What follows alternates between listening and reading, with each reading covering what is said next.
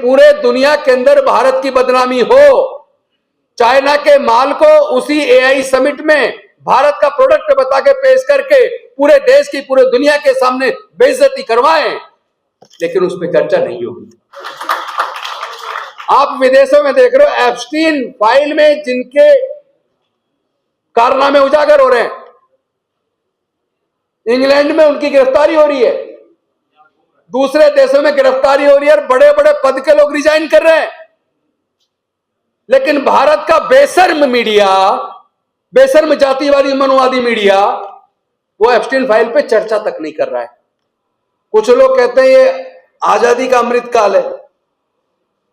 और मैं कहता हूं भाजपा जब से सत्ता में मोदी जी के नेतृत्व में आई है तब से जहर काल शुरू हो गया। क्योंकि आज अगर धरने प्रदर्शन करने मात्र पर 5 दिन का 4 दिन का रिमांड दिया जा रहा है, तो फिर न्याय की उम्मीद किससे करें? वकालत, एक वकील के तौर पर अगर मैं याद करूं अपनी 32 साल की वकालत को, तो जब पुलिस किसी मुलजिम का रिमांड मांगती थी, मर्डर केस में, डकैती के केस में या बेहद संगीन केसों में भी पुलिस कस्टडी, पुलिस रिमांड 1 दिन से 3 दिन बड़े मुश्किल से वकील बड़ी जद्दोजहद करता था, कंप्लेनेंट का वकील या ये कहिए प्रोसिक्यूशन का वकील बड़ी जद्दोजहद करता था, तब कहीं जाकर कोर्ट 1 दिन से 3 दिन के बीच का रिमांड देती थी। लेकिन आज धरने प्रदर्शन करने मात्र पर ऐसा लगता है जैसे स्क्रिप्ट वास्तव में कहीं और लिखी गई है, पहले से तय कर दिया, रिमांड इतने दिन का मांगा जाएगा और इतने दिन का दिया जाएगा। क्योंकि आज अगर धरने प्रदर्शन करने मात्र पर 5 दिन का 4 दिन का रिमांड दिया जा रहा है, तो फिर न्याय की उम्मीद किससे करें? कुछ लोग कहते हैं ये आजादी का अमृत काल है, और मैं कहता हूं भाजपा जब से सत्ता में मोदी जी के नेतृत्व में आई है तब से जहर काल शुरू हो गया। भारत में धार्मिक रूप से, धर्म के आधार पर नफरत का जहरीला काल चालू हो गया। भारत में जाति के आधार पर जहर काल शुरू हो गया। लड़ाई इतनी आसान नहीं है जितनी आप समझ रहे हैं। आप विदेशों में देख रहे हो, एप्स्टीन फाइल में जिनके कारनामे उजागर हो रहे हैं, इंग्लैंड में उनकी गिरफ्तारी हो रही है, दूसरे देशों में गिरफ्तारी हो रही है और बड़े बड़े पद के लोग रिजाइन कर रहे हैं, लेकिन भारत का बेशर्म मीडिया,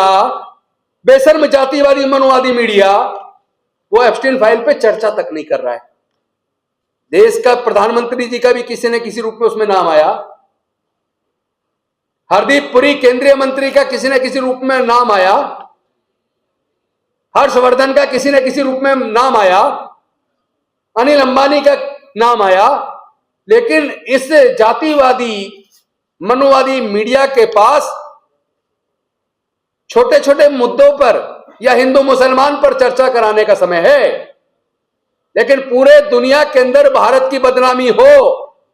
चाइना के माल को उसी एआई समिट में भारत का प्रोडक्ट बता के पेश करके पूरे देश की, पूरे दुनिया के सामने बेइज्जती करवाएं, लेकिन उस पर चर्चा नहीं होगी। तो इससे आप मीडिया समझते हो, भाई मीडिया तो हमारा ये बहुजन मीडिया है, हमारी बात तो इससे जाएगी। रही बात जो राजनीतिक पार्टियों की बात आप कर रहे थे, कि राजनीतिक पार्टी को मैं साफ बता दूं, राजनीतिक पार्टी साइलेंट स्पेक्टेटर की तरह पहले देखती हैं जनता का मूड किधर जा रहा है। जो चुप हैं, कल अब जब बहुजन समाज के चारों तरफ यूथ तैयार हो गए, खड़े हो गए, प्रदर्शन कर रहे हैं, यकीन मानिए मैं गारंटी दे रहा हूं, नोट कर लो, रिकॉर्ड कर लो अपने फोन में,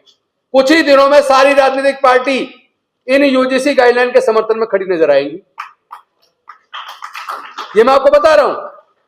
लेकिन अब संतुष्टि यूजीसी गाइडलाइन पे नहीं, हमें रोहित एक्ट चाहिए, इससे कम पे कोई समझौता नहीं। और जरूरत बोलने की है, बोलना पड़ेगा।